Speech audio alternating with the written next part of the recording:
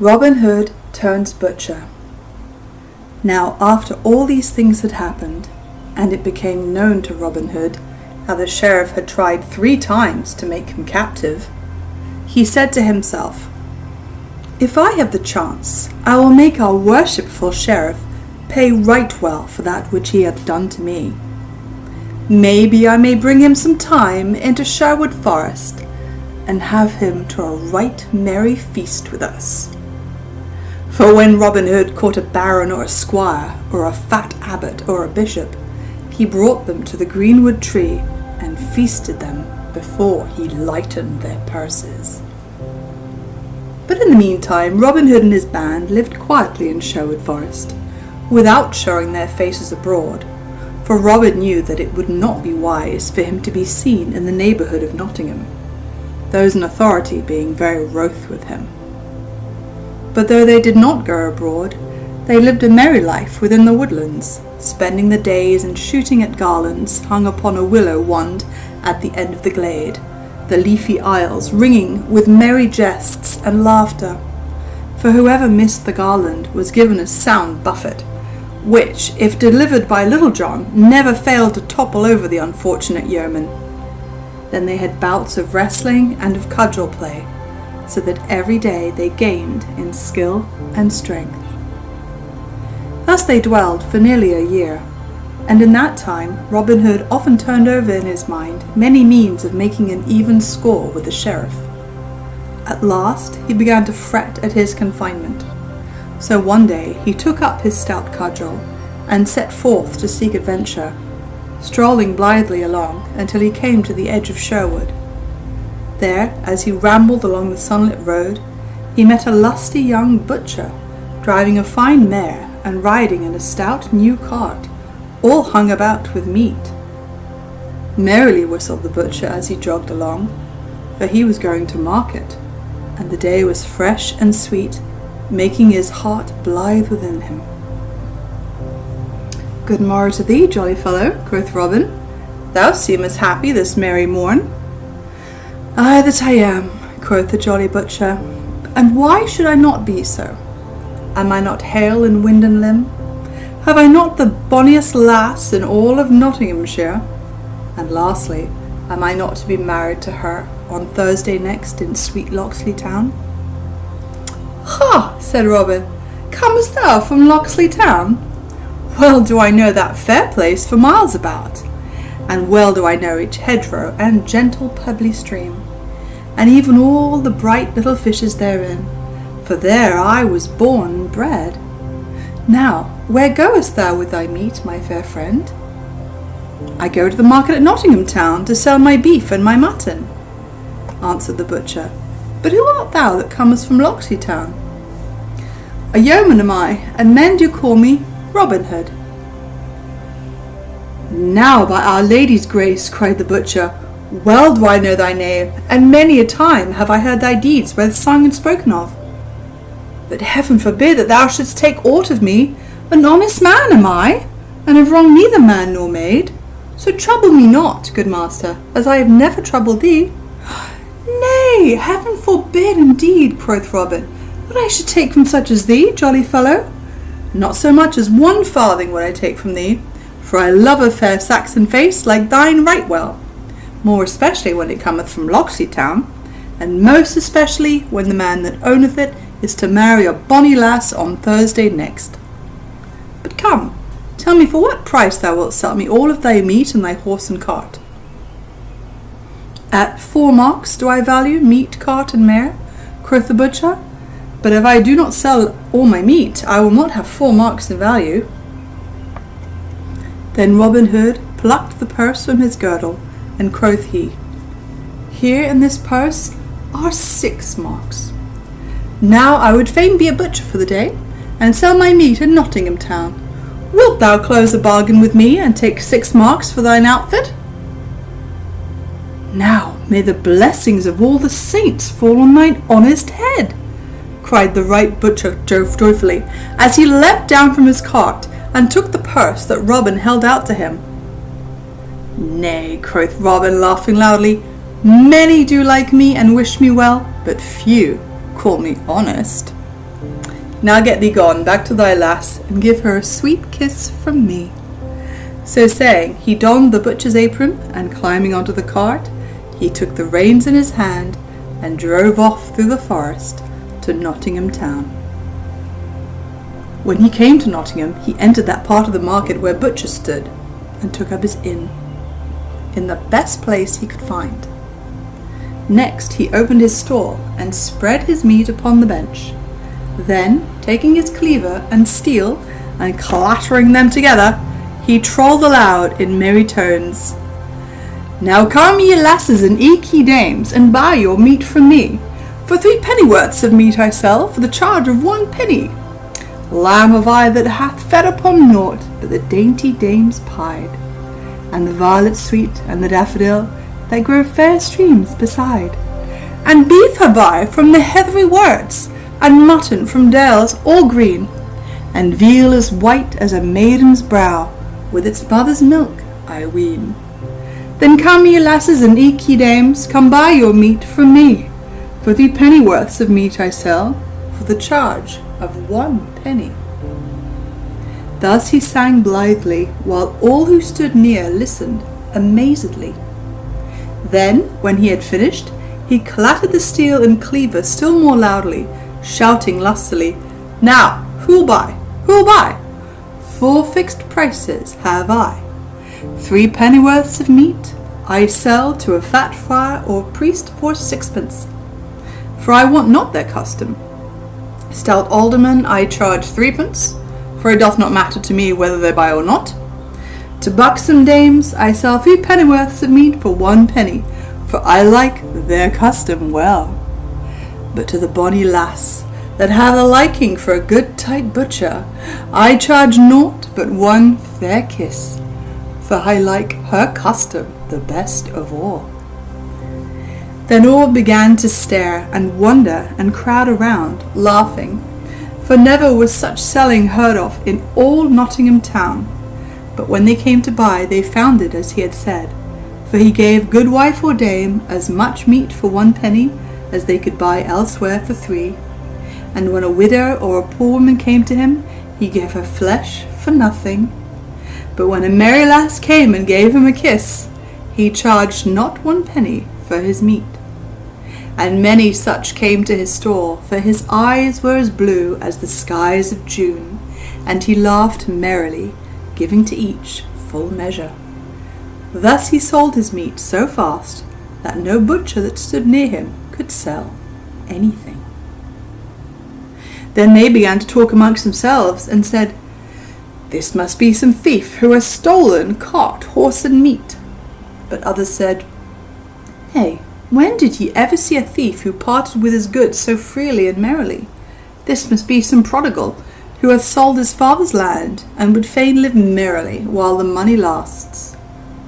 And these latter being the greater number, the others came round, one by one, to their way of thinking.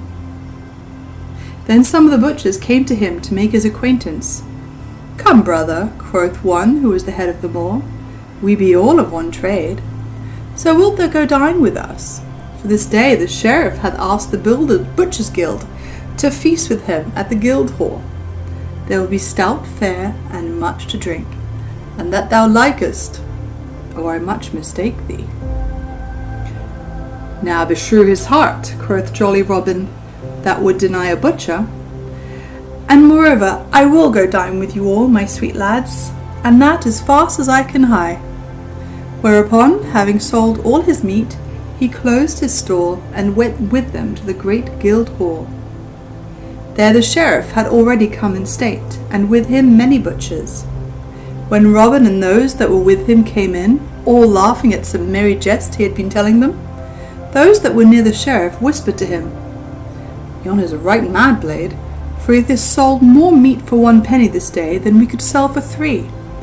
And to whatsoever merry lass gave him a kiss, he gave meat for naught."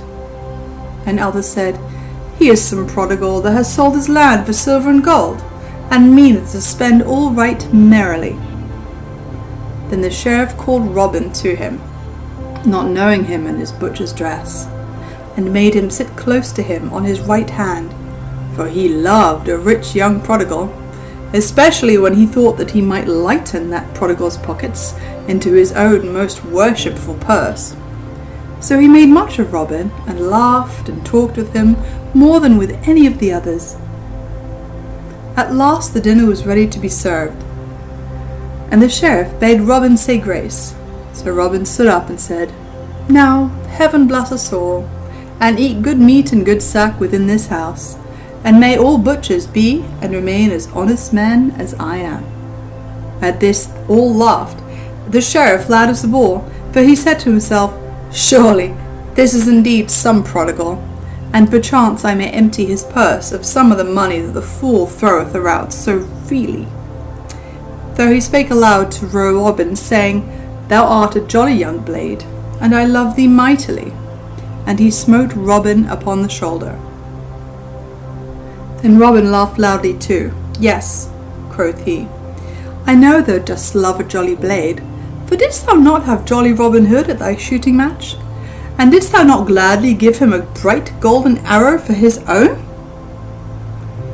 At this the sheriff looked grave, and all the guild of butchers too, so that none laughed but Robin, only some winked slyly at each other.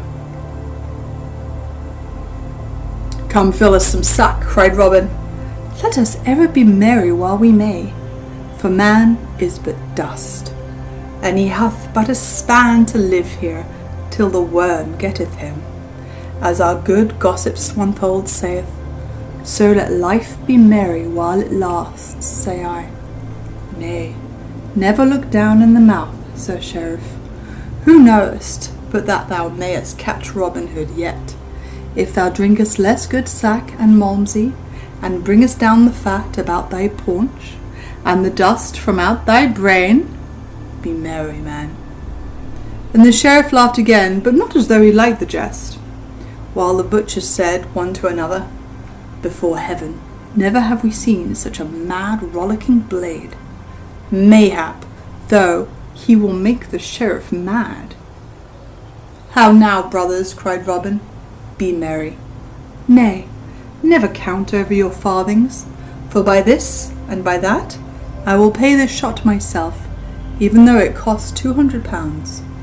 So let no man draw up his lip, nor thrust his forefinger into his purse, for I swear that neither butcher nor sheriff shall pay 1 penny for this feast." "Now thou art a right merry soul," quoth the sheriff, "and I wot thou must have many a head of horned beasts, and many an acre of land, that thou dost spend thy money so freely." "Ay, that have I," quoth Robin, laughing loudly again.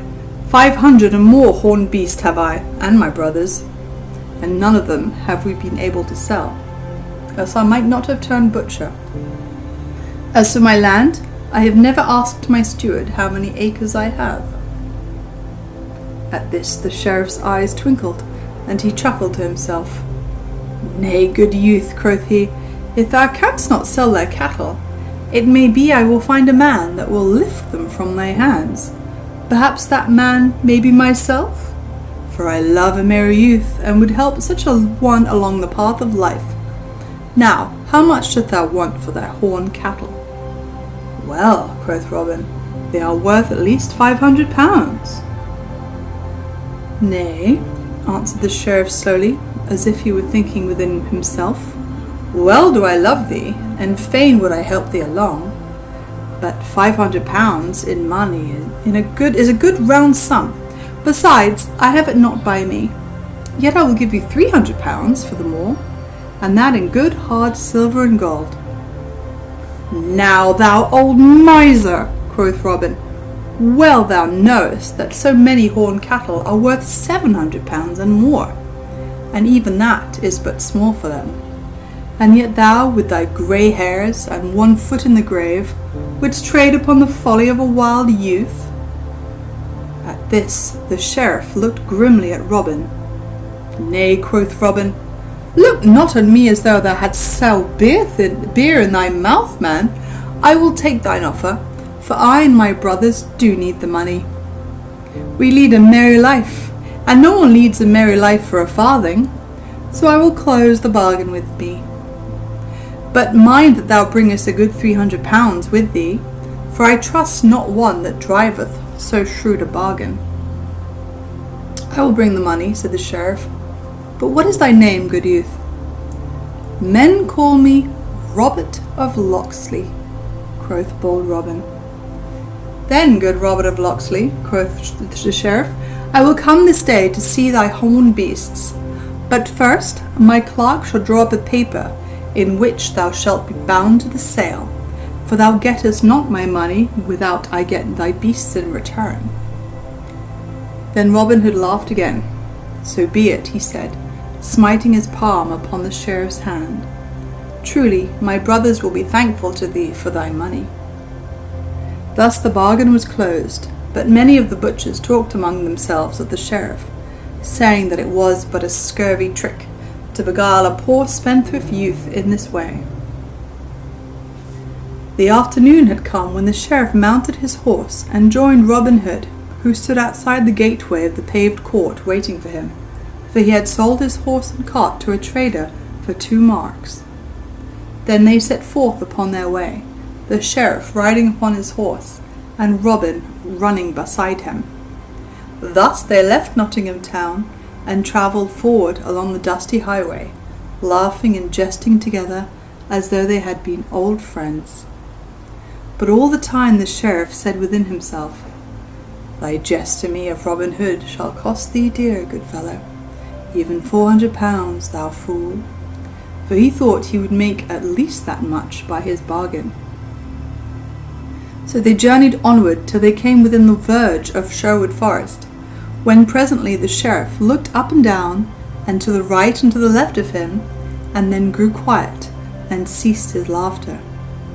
"Now," quoth he, "may heaven and its saints preserve us this day from a rogue man called Robin Hood." Then Robin laughed aloud. "Nay," said he, "thou mayest set thy mind at rest, for well do I know Robin Hood, and well do I know that thou art in no more danger from him this day than thou art from me." At this the sheriff looked askance at Robin, saying to himself, "I like not that thou seemst so well acquainted with this bold outlaw, and I wish that I were well out of Sherwood Forest." But still they travelled deeper into the forest shades, and the deeper they went, the more quiet grew the sheriff. At last they came to where the road took a sudden bend, and before them a herd of dun deer went tripping across the path. Then Robin Hood came close to the sheriff, and pointing his finger, he said, "These are my horned beasts, good master sheriff. How dost thou like them? Are they not fat and fair to see?" At this the sheriff drew rein quickly. "Now, fellow," quoth he, I would I were well out of this forest, for I like not thy company. Go thou thine own path, good friend, and let me go but mine." But Robin only laughed, and caught the sheriff's bridle rein. "Nay," cried he, "stay a while, for I would thou shouldst see my brothers, who own these fair horned beasts with me."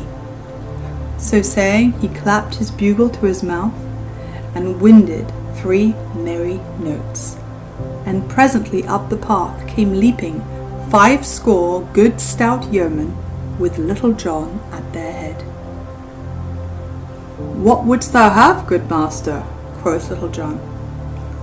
"Why," answered Robin, "dost thou not see that I have brought goodly company to feast with us today? Fie for shame! Do you not see our good and worshipful master, the Sheriff of Nottingham? Take thou his bridle, Little John, for he has honoured us today by coming to feast with us." Thus all doffed their hats humbly, without smiling or seeming to be in jest, while Little John took the bridle rein and led the palfrey still deeper into the forest, all marching in order, with Robin Hood walking beside the sheriff, hat in hand. All this time the sheriff said never a word, but only looked about him like one suddenly awakened from sleep. But when he found himself going within the very depths of Sherwood, his heart sank within him, for he thought, Surely my £300 will be taken from me, even if they take not my life itself, for I have plotted against their lives more than once. But all seemed humble and meek, and not a word was said of danger, either to life or money. So at last they came to that part of Sherwood Forest where a noble oak spread its branches wide, and beneath it was a seat all made of moss, on which Robin sat down, placing the sheriff at his right hand. Now busk ye, my merry men all, quoth he, and bring forth the best we have, both of meat and wine, for his worship the sheriff hath feasted me in Nottingham Guildhall today, and I would not have him go back empty. All this time nothing had been said of the sheriff's money, so presently he began to pluck up heart. For, said he to himself, maybe Robin Hood hath forgotten all about it. Then, while beyond in the forest bright fires crackled, and savoury smells of sweetly roasting venison and fat capons filled the glade, and brown pasties warmed beside the blaze, did Robin Hood entertain the sheriff right royally. First several couples stood forth at quarterstaff, and so shrewd were they at the game, and so quickly did they give stroke and parry, that the sheriff, who loved to watch all lusty sports of the kind, clapped his hands, forgetting where he was, and crying aloud, well struck, thou fellow with the black beard, little knowing that the man he called upon was the tinker that tried to serve his warrant upon Robin Hood. Then several yeomen came forward and spread cloths among the green grass, and placed a royal feast, while others still broached barrels of sack and malmsey and good stout ale, and set them in jars upon the cloth, with drinking horns about them. Then all sat down and feasted and drank merrily together, until the sun was low, and the half-moon glimmered with a pale light betwixt the leaves of the trees overhead.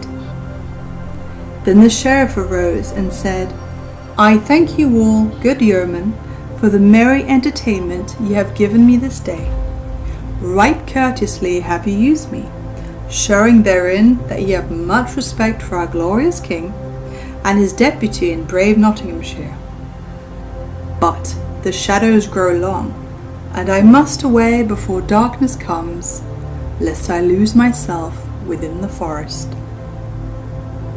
Then Robin Hood and all his many merry men arose also, and Robin said to the sheriff, If thou must go, worshipful sir, go thou must.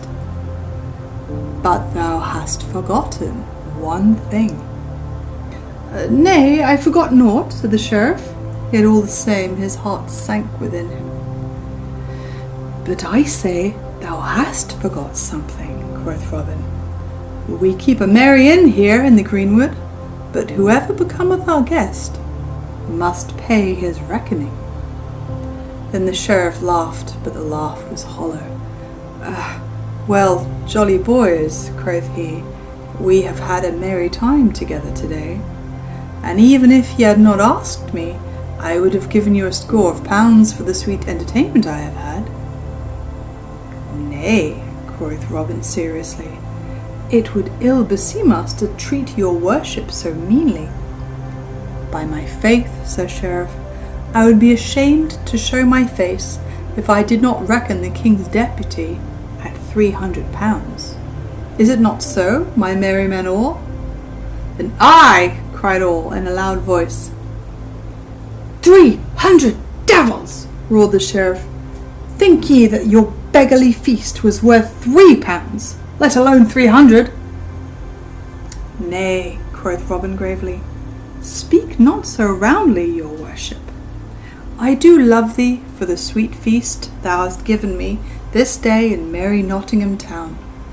But there be those here who love thee not so much. If thou wilt look down the cloth, thou wilt see Will Stutely, in whose eyes thou hast no great favour. Then 2 other stout fellows are there here, that thou knowest not, that were wounded in a brawl nigh Nottingham town some time ago. Thou wottest when one of them was sore hurt in one arm, yet he hath got the use of it again. Good sheriff, be advised by me, pay thy score without more ado, or maybe it may fare ill with thee. As he spoke, the sheriff's ruddy cheeks grew pale, and he said nothing more, but looked upon the ground and gnawed his nether lip. Then slowly he drew forth his fat purse and threw it upon the cloth in front of him. Now take the purse, Little John, quoth Robin Hood, and see that the reckoning be right. We would not doubt our sheriff, but he might not like it if he should find he had not paid his full score. Then Little John counted the money, and found that the bag held 300 pounds in silver and gold. But to the sheriff it seemed as if every clink of the bright money was a drop of blood from his veins. And when he saw it all counted out in a heap of silver and gold, filling a wooden platter, he turned away and silently mounted his horse. Never have we had so worshipful a guest before, quoth Robin, and as the day waxeth late, I will send one of my young men to guide thee out of the forest depths. Nay, heaven forbid, cried the sheriff hastily. I can find mine own way, good man, without aid. Then I will put thee on the right track mine own self, quoth Robin, and taking the sheriff's horse by the bridle rein, he led him into the main forest path. Then, before he let him go, he said, Now, fare thee well, good sheriff. And what next thou thinkest to despoil some poor prodigal? Remember thy feast in Sherwood Forest. Never buy a horse, good friend, without first looking into its mouth, as our good gaffer Swanpold says. And so once more, fare thee well. Then he clapped his hand to the horse's back, and off went nag and sheriff through the forest glades. Then bitterly the sheriff rued the day that first he meddled with Robin Hood, for all men laughed at him, and many ballads were sung by folk throughout the country of how the sheriff went to shear and came home shorn to the very quick. For thus men sometimes overreached themselves through greed and guile.